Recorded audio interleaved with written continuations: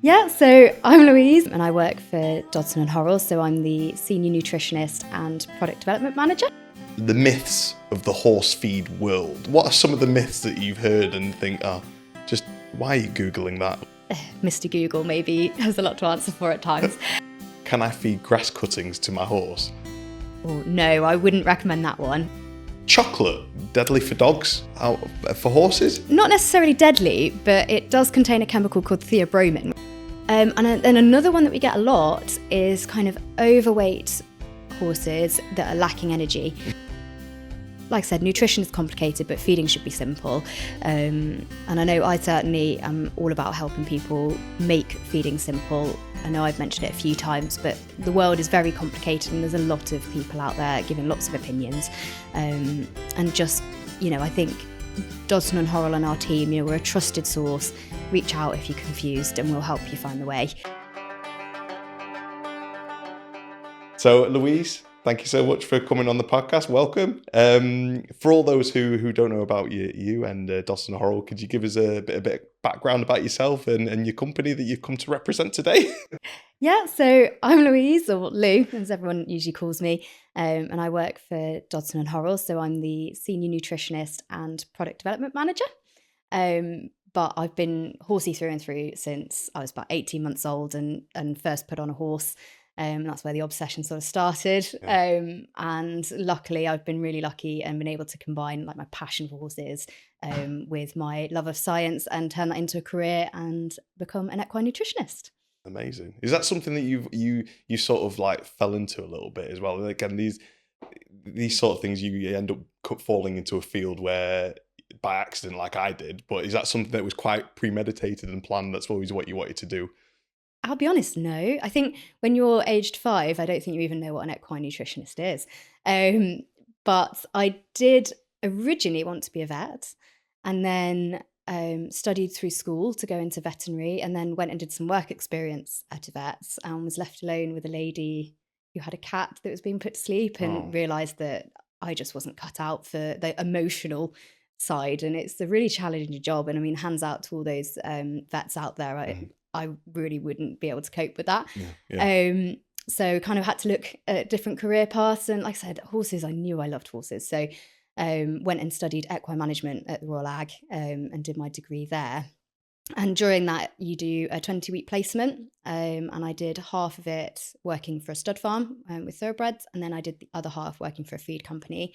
And that's where I really kind of solidified my idea, like nutrition is cool and this is what I want to be doing. So went on from there, really. No, I think that's great, especially that with the vet point of view. Like I wanted to be a vet when I was younger. I mean, my mum told me that I was not intelligent enough to be a vet, so that was shut down very quickly.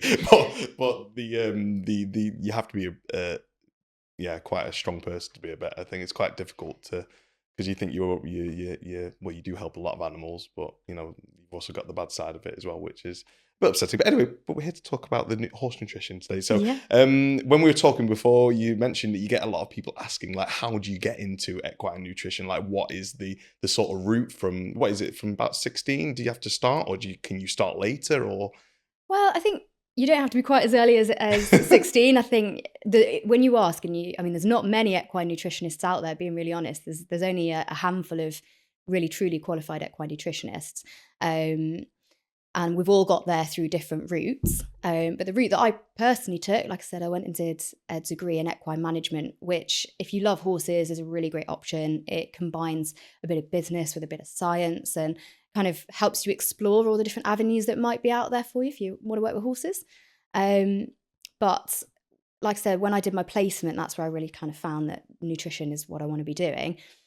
From there, I carried on working for the equine feed business after I finished my degree and worked in the equine nutrition industry for a couple of years and then decided I really wanted to expand my knowledge and take it all up to the next level. And that's when I then went back and did a master's and studied a little bit more before working a little bit in the agricultural sector, actually. So I worked doing agricultural feed sales. So I was buying things like soya and wheat out of ports and selling them onto farm.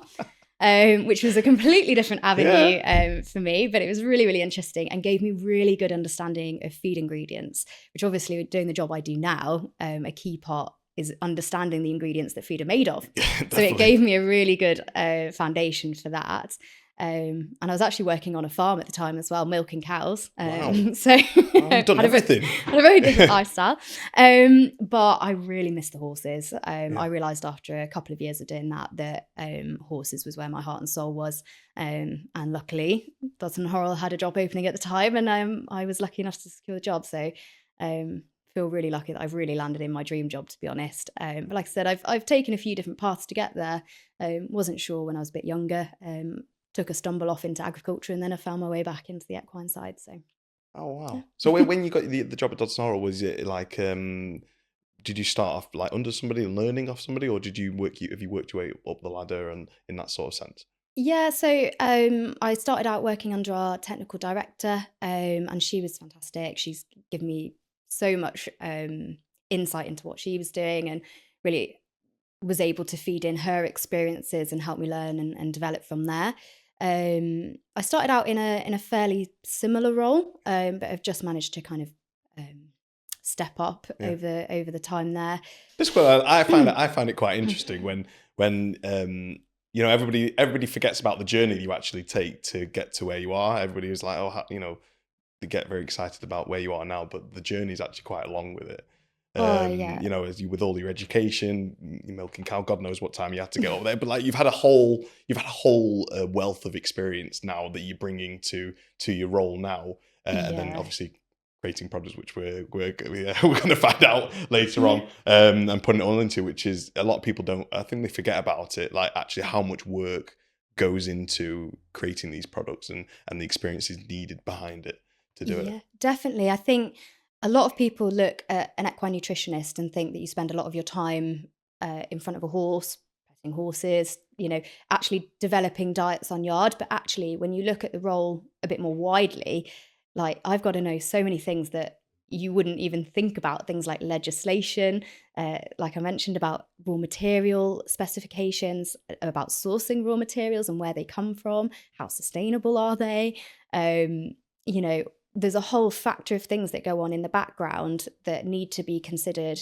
when you're developing a feed plan, because it's not just about also about the science and the nutrition and the ingredients, but also about how much do they cost and things like that. So when you're working as an equine nutritionist, you have to have a knowledge of all that. And as I've developed my career along the years, I've managed to gain experience in all those areas. So I spent a few years focusing on quality management a bit earlier on in my career, and that really gained some experience on the different certifications that feeds need to have and what you're allowed to put in feed and what you're not allowed to put in feed. You really need to know that one. So yeah, there's a whole spectrum of things that you need to know about, not just the pure nutrition and biochemistry that everyone kind of thinks about. So Yeah.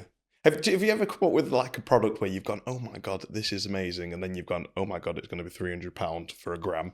all the time. Some research will come out about a really interesting ingredient that sounds like it's going to revolutionize the world. And then you realize that, right, well, that bag of feed is going to cost £100 a bag to feed. And you think no one's going to buy that. So you do have to be realistic. But that's where supplements are really interesting. And, we have got a line of supplements, and that's where you can sort of count some of those ideas into the supplement side, because they can work out a little bit more economical. Yeah, well, this it gets so expensive, especially with horses. They eat a lot, as They I know do. from experience. So yeah, you've just said about then developing the formulating the new feed. But like, how do you come to go? Okay, I'm going to develop a new feed for X. Like, what's the process in that? Well, there's a whole team of us that works on these things. And, usually it comes from someone voicing that there's a market need. So we might get customers contacting us directly saying, do you have a feed for this? Or you might have retailers like yourselves that maybe come forward and say, have you got an idea for this? Or it might just be a case that we've had a look at research or have an idea of that there's a gap in the market for this type of product. So the ideas will come from all sorts of different places. But how we kind of take that forward, you really have to plan out what that feed's going to be and how people will feed it before you even start formulating really. When I switch on and I'm thinking about making a feed, my brain works in like 3 brain waves all at the same time, because you have to think about, right, I want this horse to receive this much protein a day, this much fiber a day, I want to keep the starch and sugar at this level, and then you have to think about, right, okay, well, what ingredients can get me there? What ingredients am I allowed to use? What ingredients am I not allowed to use? Are there certain ingredients that customers maybe wouldn't like to see in this feed? And then consider, well, how much is all that going to cost, and how much are people going to need to feed? All of that, and then culminate that into one product. It's quite a complex method, really. It sounds it. We're really lucky. We use some really great technology to help us with this as well. So we use some rationing software that can really help you along the way with that. But you have got to consider everything. And my number one is, will a horse eat it? Because I always say you can make the best feed in the world, but if no horse will eat it, it's no good. So it's like feeding broccoli to a kid. Yeah, it's exactly. Like the broccoli's good for them, but 100% that they're not going to eat the broccoli. Like, who wants to just eat broccoli? Yeah, exactly. So. Well, I probably should, but never mind. That's a different story. So that's when you're thinking about it. That's when you're thinking, okay, is the horse going to eat this? And then do you sort of branch out from there? So you find your idea here, your core idea, and then think, oh, they're going to eat it, and then branch out from there. Is that how the sort of methodology? Definitely. And there's definitely an aspect of trial and error as well. So you might create one feed and then you decide it's going to be a cube. There's elements to creating a cube that you need to consider. Will it go through the mill? Will it hold together as a pellet? Will it look nice? Will it smell nice? Or on the other side of the stick, you might decide, oh, well, I want it to be a coarse mix. Yeah. And then you have to think, well, is it going to look nice? Is it going to smell nice? So there's, depending on which route you want to go down. So for the humans or for the horses, because if it doesn't smell nice, have you gone? Do you have to take into account, actually, is the owner going to like the smell of it, or is the owner going to like the look of it? Do you have to have some balance of that in it as well? Because if they don't like it, I'm not feeding my horse that. 100%. We don't just feed horses, we also feed the owners. Yeah. Not literally, but, I know that when I feed my horses, you open a bag of feed, you want to like what you see. You want to like you want it to be an enjoyable experience for the owners to feed as well. Yeah. So there is an element of that as well. Obviously, the horse always comes first, but you do have to always consider the other elements to it as well. Yeah. Yeah. Because I was going to say, if you could make like a pizza cube, I'd have that, no problem. That's right. But the horse probably wouldn't have that. But just with also when you're making new products, do you have like a trial period for horses over a certain time for different products, or is it like sort of like a month for each product, or is it like depending on what's in it? Yeah, and it really, we do trials for everything we make, but it does really vary depending on the product. With the first port of call is always palatability trial. Like I said, best feed in the world. Yeah. Horses won't eat it. It's no good. So the first thing we always test is palatability. That doesn't usually take too long, but then depending on the feed, we'll trial it on horses for varying amounts of time, usually for several months, but it will vary depending on product to product. But we definitely always test everything substantially before we launch anything to market. There's a hell of a lot beforehand that goes on. Do you have like a group of horses that you usually use to like see if they like the taste of it? Or is it, do you go like to different, like anyone at the office or anything like that? Yeah. Do you use any of those horses? Yeah, we do. To be honest, Dodson Horrell being a horsey company, most people have horses in the business. Yeah. So we do luckily use a lot of our own horses to test it. And then we have got some trusted people that we work with as well. Yeah, that's spot on. What is it? The horses like, it doesn't matter if they're yours or whoever else is. I don't think they're going to be like impartial because they're your horse. Like, yes, I like this Dodson Horrell feed, but no, I don't like this other brand of feed. No. Yeah, no, we do train them to work like Dodson Horrell. We do try to make sure we include some fussy horses. So if we know that there's a horse that can be a little bit fussy. Yeah. We do like to put it in front of them as well, make sure that they like it too. Do you want to name and shame any fussy horses at the office at the moment? Do you know what? I'll name and shame my own. I've got yours is the fussy one. I've got a surprisingly a Falabella cross, which you think would love anything, but she is particularly fussy. Really? So if she'll eat it, I know that we're pretty okay. So you like that's the final boss in the sort of like in the trial, which is great. It's fantastic. One big thing is you must get a lot of people coming up to you and saying, oh, so this and like the myths of the horse feed world. Like what are some of the myths that you've heard and think, oh, just why are you Googling that? Like it's too far. Yeah, we get a lot of them, and I think Mr. Google maybe has a lot to answer for at times, and feed forums and things like that. And it's all meant with the best interest, but I think sometimes you might read something that maybe worked for one horse, but does that mean it's the right option for you? One thing that we hear maybe quite a lot is things about like molasses. My horse cannot have molasses, and that might be because you're looking to achieve a low sugar diet in general.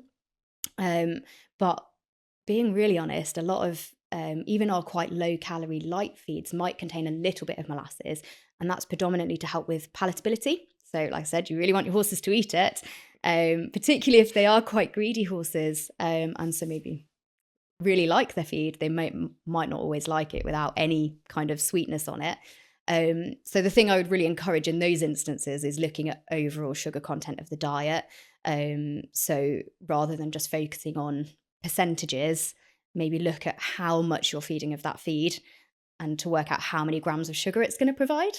And rather than getting fixated over maybe 10 grams of sugar or whatever, grass itself that horses eat lots of is naturally quite high in sugar. So does the 2% molasses that's on your feed, is that going to make a real world of difference when you're feeding a kilo? Probably not. So I think maybe looking at the overall picture is maybe what I would say in those sorts of cases, rather than fixating on one tiny thing. Another thing that we get a lot is a little bit of confusion maybe around starch and starch in the diet. Obviously, there's a lot of awareness out there now that too much starch in the diet can have some negative effects. But again, it's being careful not to get too frightened of it, and really kind of considering your individual horse at the same time. People will sometimes try and drive the starch level as low as possible, but that might not always be the most suitable for your horse. So particularly if you're doing things like 3-day eventing, so some people might find if they put their horse onto a really low starch diet that they end up running out of fuel in the tank by the end of the event. If you're finding that you're really having to drive them home, you maybe need a little bit more there. They need a little bit of carbohydrate there just to help them get to the end of the event. And similarly, if you're doing things quite a lot, so you're out there competing really regularly, a little bit of carbohydrate can help with glycogen repletion. So that's really important for recovery. And so if you find that you take your horse out one day in the event really well, and then you go out a couple of days later and they maybe are dropping a leg over a pole or something like that, it might just be because they need a little bit more in the tank. So you can keep starch. That doesn't mean to say you need to go and feed a whole bucket full of oats. But what I'm saying is maybe consider your horse's workload and finding the right one that's at an appropriate level for you and your horse. And the most important thing with starch is feeding little. If you are going to have a moderate level in the diet, is feeding little and often. So it's looking at grams of starch per kilo body weight per meal. So the recommendation is 1 gram per kilo body weight per meal. So say you've got a 500 kilo horse, that's no more than 500 grams per meal. So have a look at how much you're feeding of your feed, the starch percentage, and then you can work out exactly how much starch you're going to be giving per feed. But that can get to be quite complicated. Yeah, I was going to say, sounds bit of maths. So, what I would really recommend is reaching out to an equine nutritionist or reaching out to a helpline. Like we've got a free helpline at Dodson Horrell. Oh, really? People that are on hand to help you work these things out and find the right choice for you and your horse. So, definitely consider starch within your diet, but make sure that you found the right level for the horse and their workload. And amazing. Yeah. What sort of is starch in the ingredients? What type of product? Like what product is it? Oats? You said. Is there any other products that? that Yeah. contain a lot of starch, or I mean, typically cereals, any kind of cereals, so things like your Cocoa oats and your Pops? barley. Yeah, your Cocoa Pops. Typically it's your cereals, so oats and barley, that would have a higher starch load. But to be honest, you'll find a certain starch content in a lot of ingredients, even some of the ones that you maybe wouldn't think about. Really? With the helpline as well. So let's say, for example, I call up the D&H and I've got Lou on the phone. Hi, Lou. I need help with more starch in my diet or less starch in my horse's diet. I literally can list you off the items and ingredients that they're eating at the moment, and then you can either say, oh no, this is too high in X or too low in X. Is that how it would work, or is it that simple, or have I just oversimplified it too much? To be honest, we try and keep it as simple as possible for the owners. We're all horse owners ourselves as well, and I think keeping it simple and not overcomplicating it is really important. So we do a lot of work in the background as a business to make sure that your feed is providing the right levels of vitamins and minerals and all those sorts of things. So you don't have to worry necessarily as like, oh, it's going to be providing this level or that level, because we've done that work for you. But what will happen when you ring our helpline is we'll be able to discuss your horse's current diet. So we tend to look at the overall diet. So we'll often ask about what forage are they having? They're having hay or haylage. What turnout are they having? What's your grazing quality like? As well as asking about what obviously goes in the bucket. So like looking at any feeds and supplements you might be feeding. And we always pride ourselves in offering free, really unbiased advice. So if there's nothing wrong with your diet, we'll be really open and tell you that. But we'll also give you some advice if you did want to try one of our feeds, what the options could be within our range. But we will also flag if we think that there's some things we can do to improve your diet. So it might be looking to add a little bit more energy in or calories to help with condition, or even the other way, maybe your horse is really excitable and you're struggling to keep a hold of them in the arena. Then we can look at ways to kind of maybe offer a different energy source to provide slower release energy through some of our different feeds. So we can really help you with that, and then really simplify things and make it really easy for you to feed your horse. Nutrition is complicated, but feeding shouldn't be. So no, this is it. It sounds it, and this is it. Some people probably feed them the horse and don't even realize it may be causing excitable or high energy or whatever it is. But the free helpline if there isn't anything wrong, that's great that you would literally say no, you're perfect, because it's like those adverts that you see online, call now for your free quotation, they're gonna get you. But that's great that you're not gonna, if there's nothing wrong, then you don't need to change it. That's great. But it's always there for free, which is always really, really helpful. One of the questions that I did find when I was researching, because obviously I knew you were coming on, was summer feed. And can you, do some people change their feeding habits when it gets to certain times of the year? Can you give us any advice about that or information? Yeah, definitely. I mean, given the time of year, it's very topical right now, and we get this question all the time. Obviously, the biggest change most people make in the summer is that the horses will go out on summer grazing and will probably go out onto 24/7 turnout, whereas they might have no turnout, or they might have restricted turnout through the winter. Obviously, that's quite a big change to the horse's diet and routine. So that's one thing that we always need to consider. Typically, when they go out on summer grazing, the grass is much better quality. So they tend to be getting a lot more energy from the grazing. And often we'll see that as horses becoming a bit over-conditioned or maybe a little bit excitable. And so people really look to cut their feeding back. What we need to consider is the balance of the diet overall. So grazing is fantastic. Forage in general is great and really important to keep digestive health, and should be the basis of your horse's diet. But it can be lacking in a few key vitamins and minerals in particular. So it's really important to make sure that you're supplementing that, or adding in something like a balancer is a really great way to make sure that you're keeping a balanced diet and that you're going to be providing a consistent source of those vitamins and minerals, but without providing excess calories that are going to aggravate the problem and end up with even more conditions. So it is important to keep the balance in your horse's diet, even through the summer when the grazing turns good. You might just need to do it in a slightly more concentrated way. And a balancer is a really great way to do that. So you could also call the helpline, and I assume they would advise you depending on the season as well. Is that right? Yeah, exactly. And obviously every horse is unique and Yeah. everyone's circumstance is unique. So just because a lot of people turn up 24/7 in the summer doesn't mean everyone does. Or you might really ramp up your training. And so actually where a lot of horses, a lot of people's horses are getting over conditioned, if you're ramping up your workload, you may find that you have the opposite problem this time of year. So yeah, definitely call the helpline. There's always someone on hand to help you. I like that term, over-conditioned. I like that. I'm going to start using that instead of saying I'm overweight or anything like that. I'm just going to say I'm over-conditioned. That's good. I feel a lot We better don't with fat that. shame here. Yeah. So. When I was researching this, another question that came up was, can I feed grass cuttings to my horse? Well, no, I wouldn't recommend that one. It can cause you a whole host of problems if you do that. If you want to supplement extra grass into your diet, there are different products that you can use to do that. I would maybe look at something like a grass cube, or we have a really nice option called Just Grass within our range, which is a chopped grass chaff, which has had all the right preservation methods done to it. So it's perfectly safe to feed, but is a really nice way to add in extra grass into your diet if that's something that you're looking to do. There you go. If you're Googling it, now you know. Another ingredient that came up quite a lot when I was doing the research was alfalfa, and horse owners being quite worried to feed that to their horse. Can you give any information on that at all? So yeah, alfalfa is something we actually get asked around quite a lot. I think a lot of people maybe get worried about feeding it. They maybe hear that it can make their horse quite sharp, or it can be a bit heating, or they've read some negative things about it online. And in some cases, you may find that a horse might have an intolerance, but that's something that really should be advised by your vet. So if you're a bit worried about that, definitely keep in contact with your vet. But in general, alfalfa is a really great source of fiber in the diet, particularly if you've got things like a performance horse and you're looking to add a little bit of extra protein in there. Alfalfa is a really great source of protein.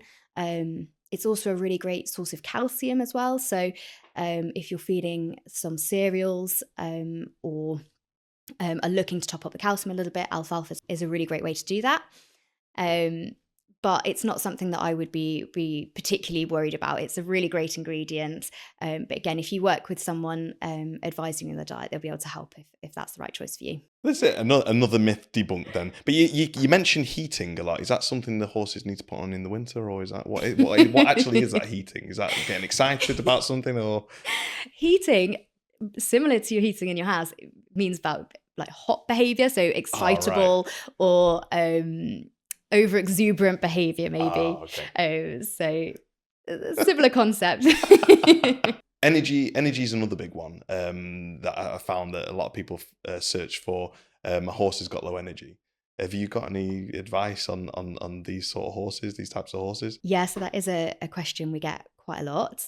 When we're looking at energy for the horse, we have to look at different reasons why you might need it. So a lot of people use the term energy when they're thinking about working their horse. So they're riding around the school and they're finding their horse is a bit dead to the leg and they're having to kick like they're in pony club just to get them to go into canter. And that's one form of energy. And obviously we need to look at kind of boosting the energy up in the diet to help them get around that.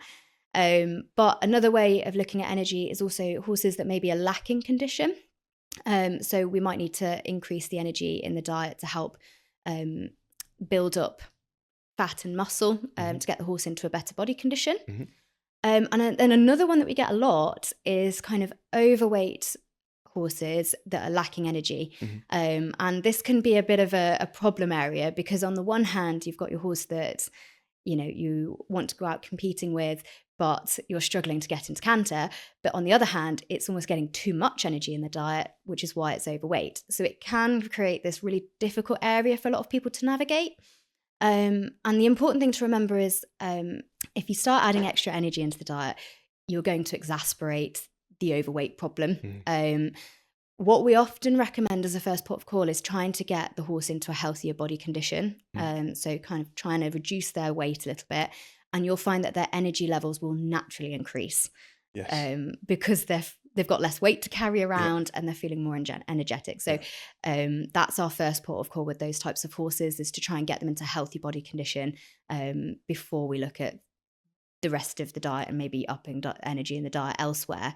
I know there's weight tapes and that sort of thing, but do you find a lot of people actually use them? Because I very rarely see people who have like they've got the weight tapes in the group in the tack room, but they're still in the packaging. Like they very rarely use it. Should they be like using a weight tape like every month, every 2 months, like quite regularly to keep on top of it? Weight tapes can be a really useful way of keeping a tabs on your horse's condition and as to whether they're increasing in condition or decreasing. So what I would really recommend is if you can get your horse weighed on a weigh bridge, that'll give you an accurate weight for your horse.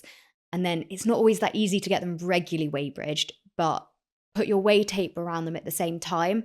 And then that'll help you if you weigh tape once a week or every other week, and just keep a tabs on if your horse is increasing or decreasing through using the weigh tape, then that's a really great way to keep a tabs on how much your horse weighs and what their body condition might be like. For those people who don't have a weigh bridge accessible very well, and if the weigh tape isn't that accurate, I'd say, is there any sort of like visual things they can see, or is there anything that can help them with that? Yeah, so there's a system called body condition scoring, Mm-hmm. and this really assesses particularly the body fat that the horse is carrying. Is that like a BMI? Yeah, similar concept in terms of it allocates a number to what the horse looks like visually. Yeah. It's a little bit different in that it doesn't actually incorporate the weight. But in that sense, it makes it a little bit easier to do at home without needing a weigh bridge or a weigh tape. So we have actually got a really handy guide on our website for body condition scoring to help you do that at home. Okay. But in general, at D&H, we use a 1 to 5 condition scoring system. So 1 would be you're very underweight, you can see their ribs, they're hollow through the back and through the hind end. And 5 would be the opposite end, and that's where I'd be morbidly obese. Thank you. I think there's a lot of us that feel that way.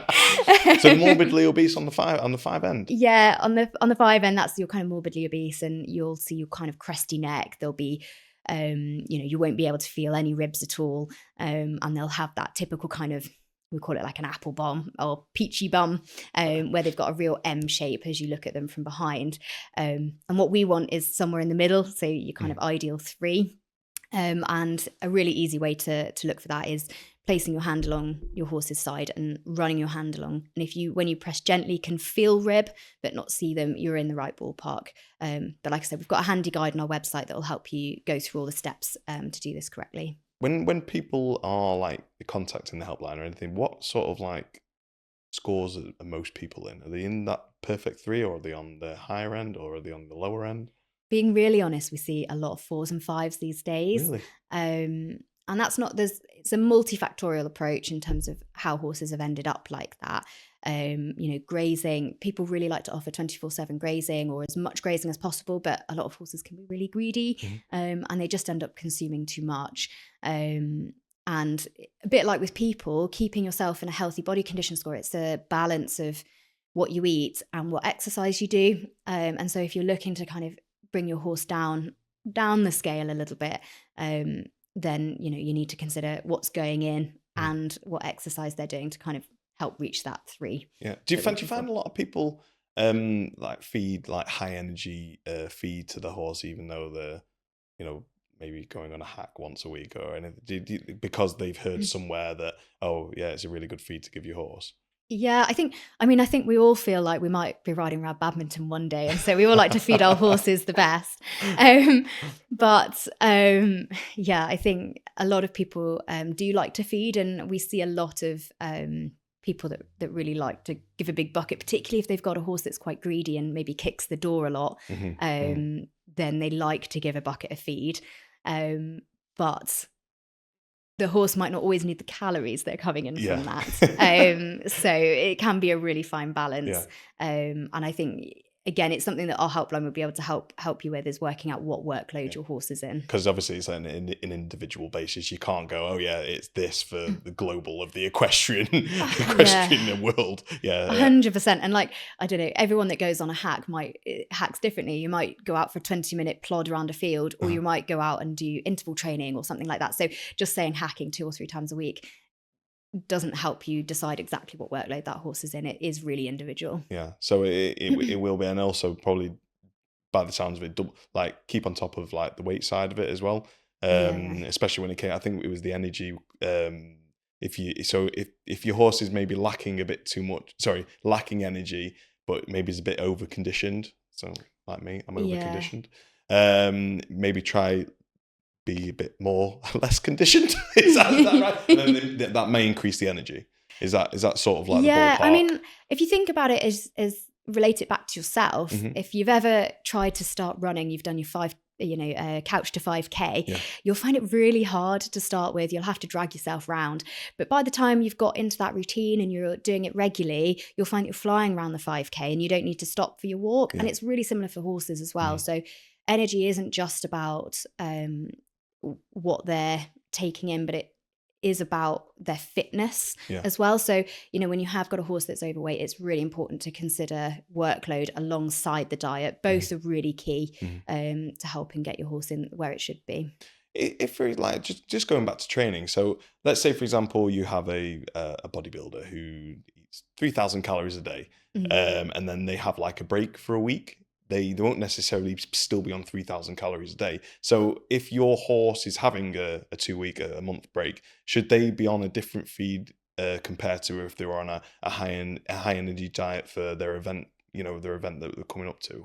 Would that change literally that quickly? Well, what we don't advocate with horses is making really rapid changes. Horses' digestive systems don't cope very well with sudden changes.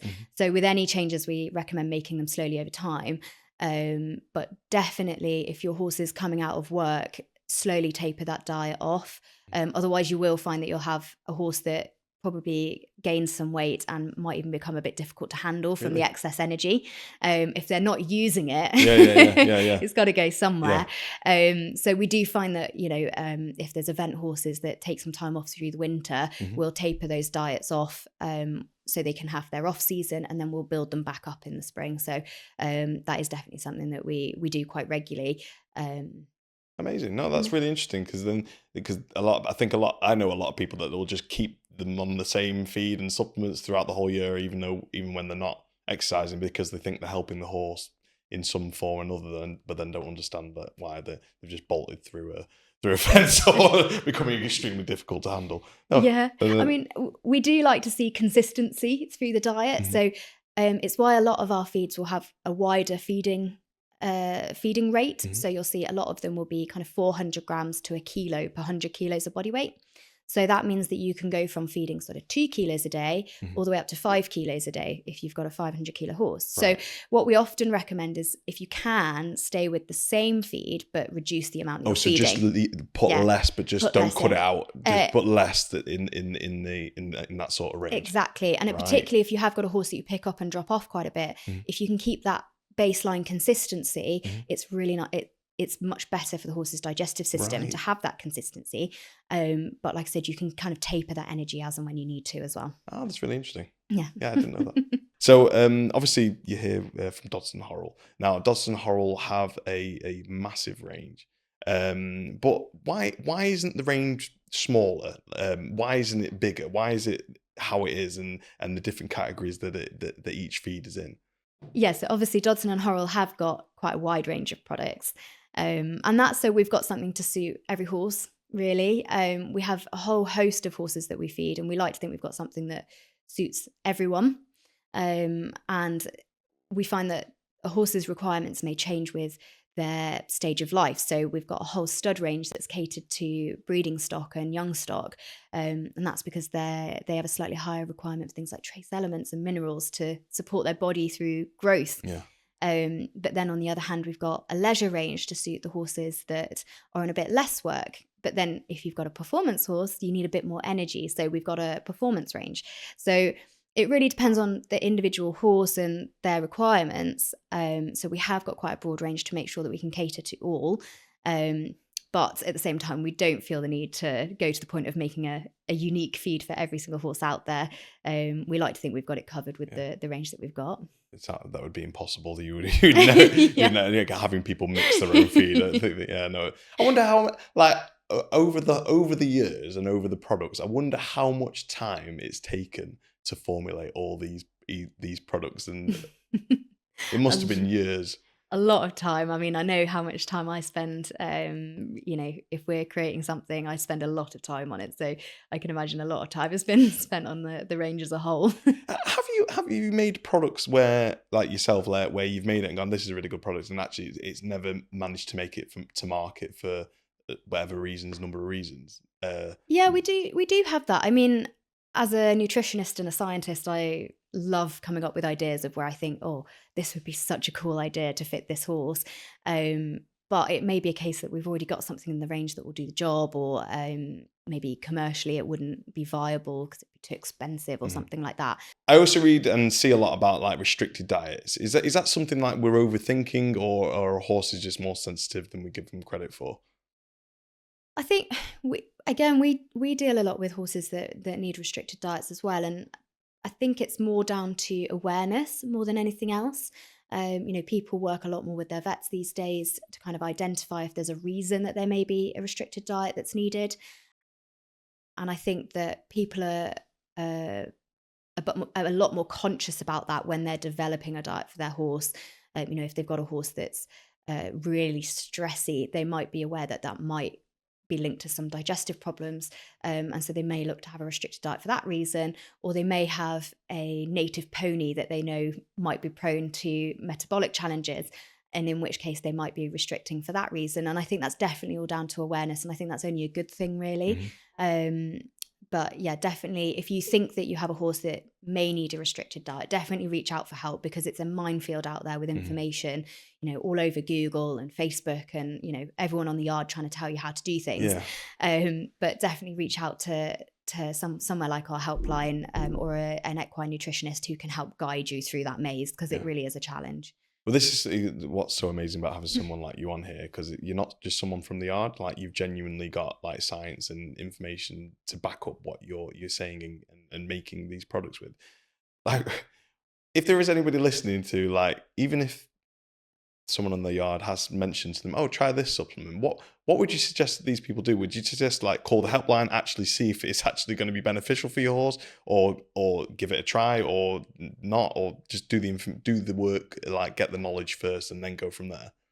Yeah, I think just because it works for your neighbor doesn't mean it's going to be the right thing for you. So definitely speak to the right people to Mhm. make sure that you've got the right advice for Mhm. your horse, would be my top tip on that. Yeah, I think it's really hard because everyone is an expert when you go onto a yard, aren't they? So it can be challenging. yeah. No, I can imagine it. But it's like with humans as well. It's like you, we can't overdose on vitamin C, or actually that might, you hear these myths, but can feeding your horse something, a supplement, whatever it is, before you do the research, can it harm them? Well, yes, you can really upset the balance of Mm. vitamins and minerals. There's particular minerals in particular that, need to come into a certain balance, things like calcium and phosphorus, for example. But you can overdo certain vitamins and minerals, certainly. And there are maximum permitted levels that you're allowed to have in your horse's diet from a legal perspective as well. Mhm. And so that does need to be considered. And that's the difference between working with a proper company and a qualified nutritionist, because they'll have an understanding of all of that, and Yeah, they'll really help guide you as to whether you might be overdoing some things and underdoing others, yeah. whilst all trying to do the right thing. Mhm. We're all trying to do the right thing for our horses, but definitely it can get so overwhelming, because every new supplement and out there is the cure all, Yeah. and so it gets exciting to add it in, but you do need to consider, well, what else am I going to be feeding it with Yeah. too? So Can I ask as well, how often does the science change? So, like, for example, there what like creatine mhm. in humans, like taking that, it was seen as an extremely, not extremely, but a negative thing. But now Mhm. research has been done when actually it's actually quite beneficial cognitively and physically. Is a lot of things that changed quite drastically in the equine world? We do see trends definitely within the equine world. So, a couple of years back, turmeric was everywhere and Yes. everyone was feeding turmeric. Yes. In terms of the underpinning science, equine research isn't that well funded. Mhm. And there is definitely not as much research out there as what we would like there to be, specifically on horses. So there isn't as much progress in the equine world as what you might see in the human world, for example, because just from a pure funding perspective, there's a lot more money in the human world than there is in the equine, contrary to popular beliefs. Putting in too much feed, that's what it is. That's where all the money's going. So yeah, we don't necessarily see these same advances thing, that you see in some of the other fields. So the research that is done, then who does that? So most research, especially in the equine field, is done by universities and colleges like around the world. So universities in Belgium, there's some in the UK. They're predominantly where the research is taking place. Another thing about with the supplements, you mentioned like a time period there. So would a lot of things that I take vitamins and things, and it usually takes like 3 weeks for me to see any sort of like any change in my body or in how I feel. Does like, for example, the Stroppy Mare that the supplement that you guys sell, what sort of time frame would you be looking at for something like that to take effect? Is that instant, or is it something you need to have over a longer period of time? I know it can change over per product, but is it sort of like instant, or is it literally most of them is like weeks? Well, with horses, you don't tend to see instant results. No. We generally say if you're trying something new, like something like our Stroppy Mare, give it at least a month to see if it's going to have the effect that you want it to have. And if it's something like you're looking for an improvement in hoof health, that takes even longer. You're looking more like 3 to 6 months to start seeing some effects from that. So it depends a little bit what you're adding into the diet, but definitely it's not an instant fix in any instance. Ingredients are a massive thing, obviously, in the feed and the supplements. Is quality a massive thing that horse owners should really be considering when buying this sort of products for their horses? Definitely. I think, Dodson Horrell, we've been around for a really long time, and quality is something we're really passionate about, producing something that's really high quality. Quality in terms of raw materials and ingredients is really important to make sure that we have consistency in terms of the analysis. So we all know how much grass can change in its quality throughout a year, but that's the same for other ingredients as well. So you'll find different crops might have varying protein contents or something like that. So we buy our ingredients through an assured supplier process to make sure that our ingredients that we use are of an appropriate quality. But we also carry that through the whole way through our process. So we're beta members and we have the beta NOPS accreditation. So that is a really great way of looking as to whether a feed or supplement company have got some processes in place in terms of quality. So the beta NOPS accreditation is particularly with reference to naturally occurring prohibited substances. So this is particularly topical if you're out competing your horse, even at sort of kind of grassroots level. They are testing all the way through now because certain prohibited substances, things like morphine, which you wouldn't naturally put in your horse's diet. No one I know would normally do that. But it can be found in poppies. So if you had a poppy growing in a field of wheat, you could contaminate that crop of wheat, which then would contaminate the feed and could ultimately lead in a positive drugs test for your horse. So the beta NOPS accreditation is really important because it's helping mean that we've got the right processes in place to limit that risk. So we buy our ingredients from the right places, we have the right protocols in our manufacturing sites, and quality is consistent all the way through.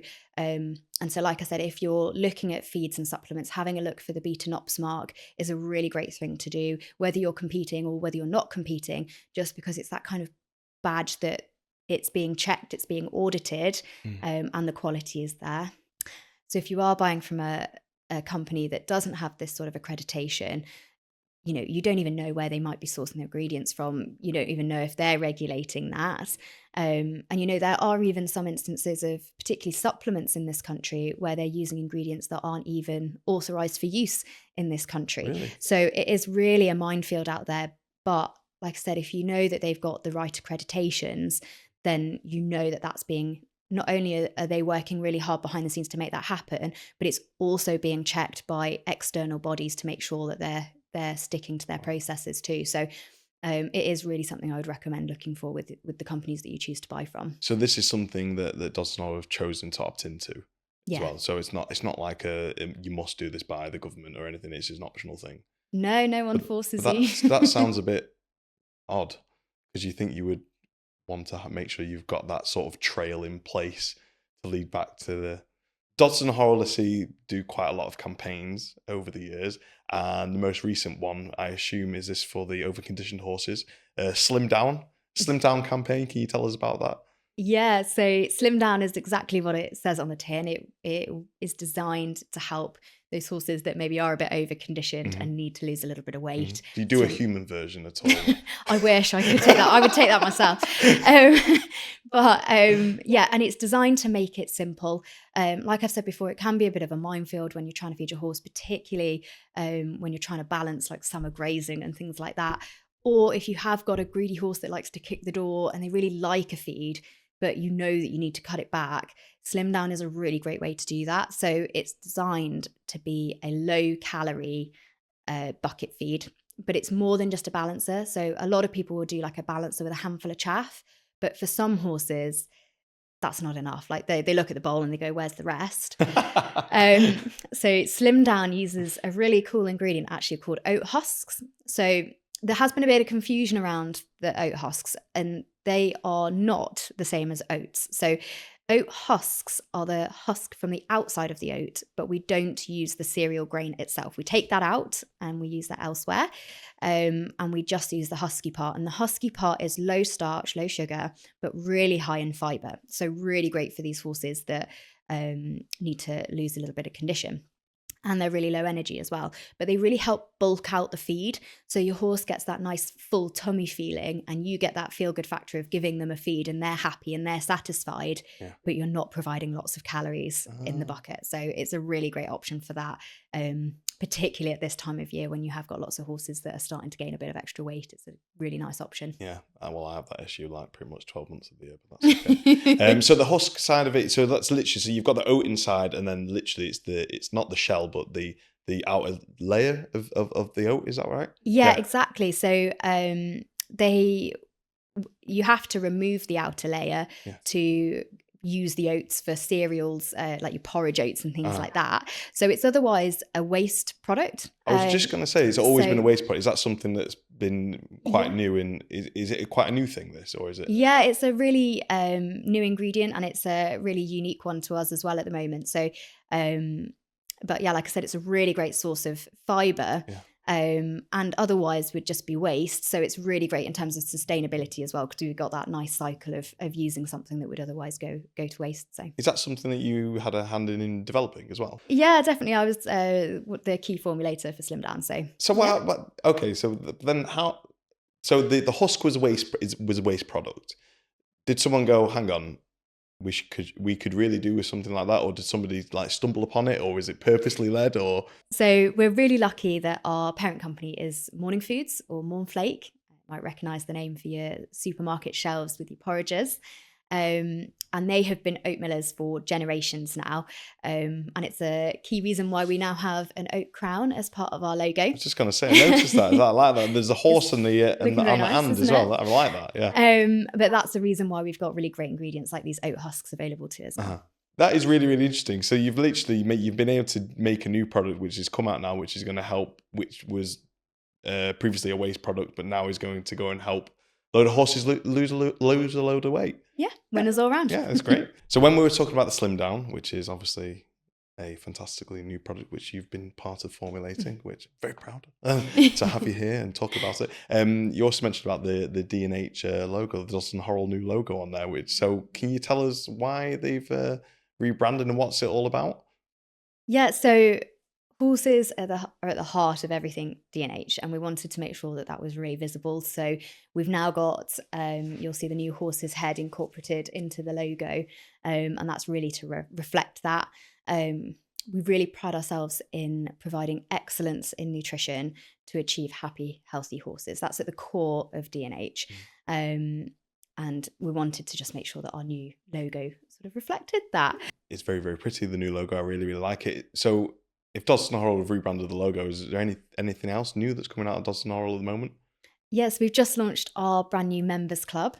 So like I said, healthy, happy horses is at the core of what we do. And the new members club is to try and create a community where we can kind of share information and tips, and you can hear about the latest things from D&H to really help you achieve a healthy, happy horse at home. So you've got new products, got new brands, got now your members club. So what is different about Dodson Horrell compared to all the other suppliers in the equestrian market when it comes down to feed and supplements? What did they do differently? So Dodson and Horrell has been around, it's one of the oldest feed businesses out there. So we like to think we've been doing it for long enough. We really know what we're doing. But we also have, like I mentioned before, we've got all the right accreditations. We've got our Beaten Ops stamp. So you know that the quality is there. You know that our processes are all in place. So you can feel confident in the feed that you're giving. We pride ourselves in offering top tier nutritional advice, excellence in nutrition. And the key thing with D&H is the horse really is at the heart of everything that we do. We all have our own horses. And they're a part of it. So like the new members club, my horse Branston was one of the key faces of that launch. The picky one? Is this the picky one? No, Branston is not picky at all. He's a real character. But he is my retired happy chappy at home. And he was on the campaign for the members launch. And I think that just kind of reflects, we've got our horses and we're here to help you with yours. So we're also really trusted. So we have key nutritional partnerships with the British team.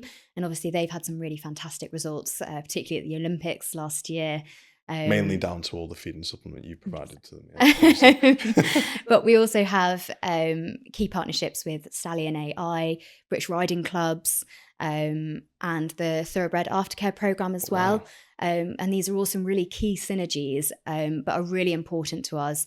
Like I said, we're really trying to achieve happy, healthy horses, and we're really reaching out and got these key partnerships to help us do that. Well, the partnerships that you've got wouldn't have chosen you just out of a hat, would they? They would have done the research, and like you said, you've been around for donkey's years and do all the research that you do to even produce the products that you do. It goes all the way back. No, that's fantastic, and it does really show how trusted they are as a company. So really impressive.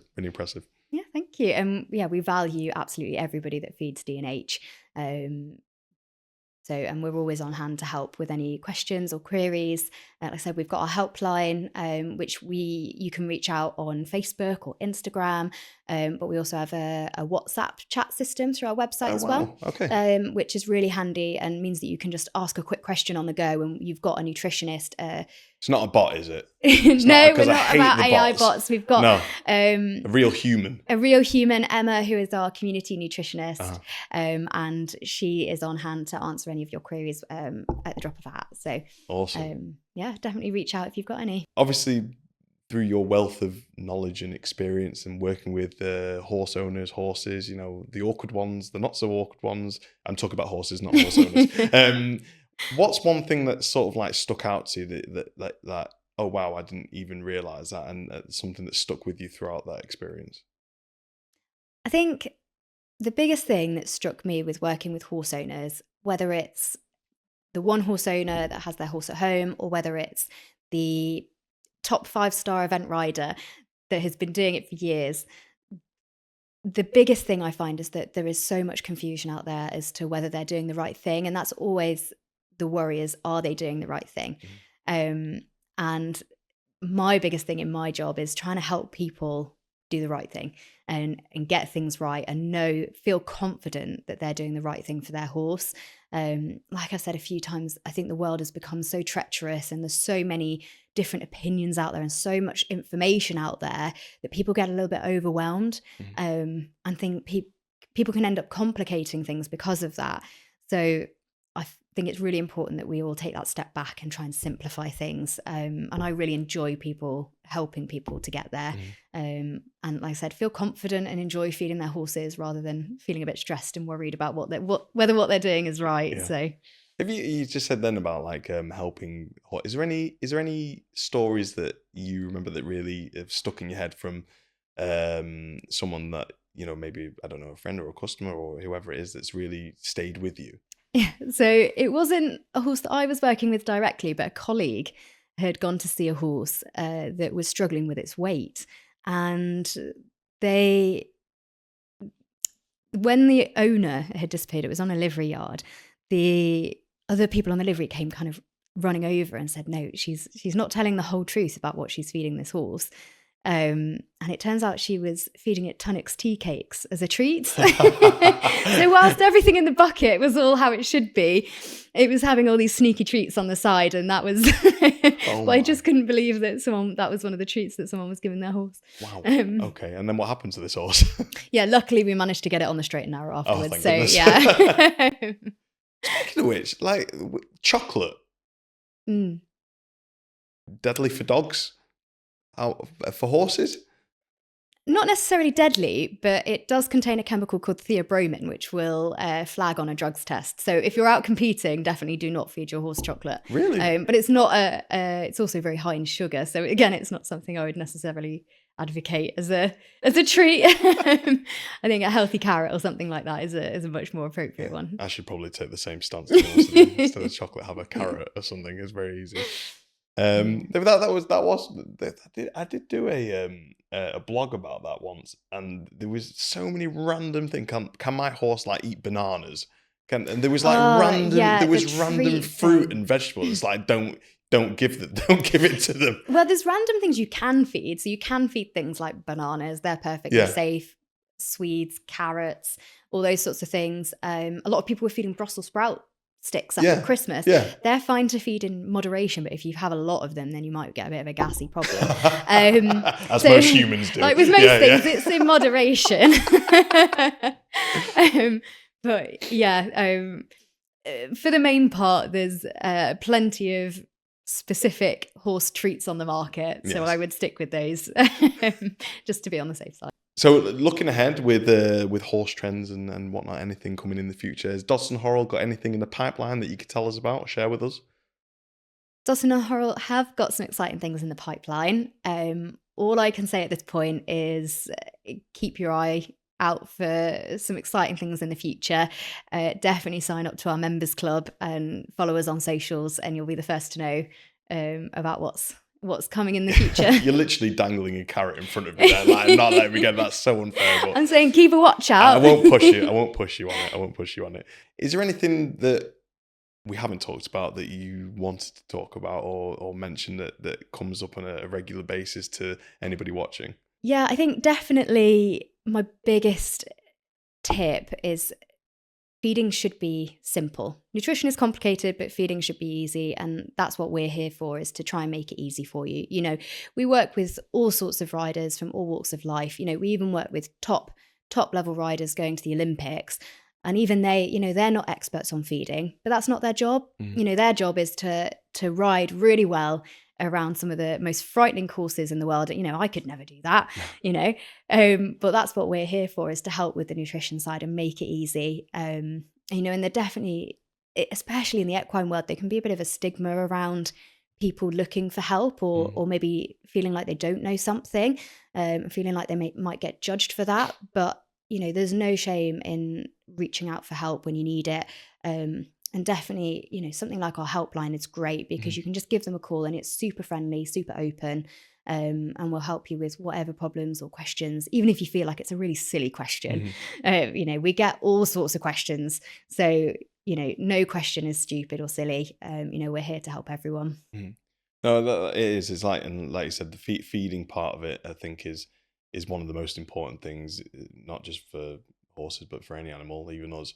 And clearly you're extremely passionate about it and got your own personal wealth of knowledge and experience. And I'm sure you've got a team around you, which usually, if you're like that, then your team will be like that, which is obviously very important. And with the history with Dodson Horrell and their expertise as well, I think it's really important that people do get in contact and actually learn about it, and not be scared to find out about these things, because knowledge is power, as they say in the books, and it is very true. And you guys have got a lot of knowledge, so really do encourage anybody watching this, reach out, get the information. You may learn a little bit, you may learn nothing, but at least you've done it and you know exactly what you're doing is right. Yeah. So, but thank you so much for coming on, Louise. You've Thank you very really much. given me a lot of information, because I'm now going to use that over-conditioned term a lot more than other terms that I used to describe myself. But yeah, no, thank you so much for coming on. You've been really helpful. Yeah, thank you so much for having me. It's been an absolute pleasure. Thank you.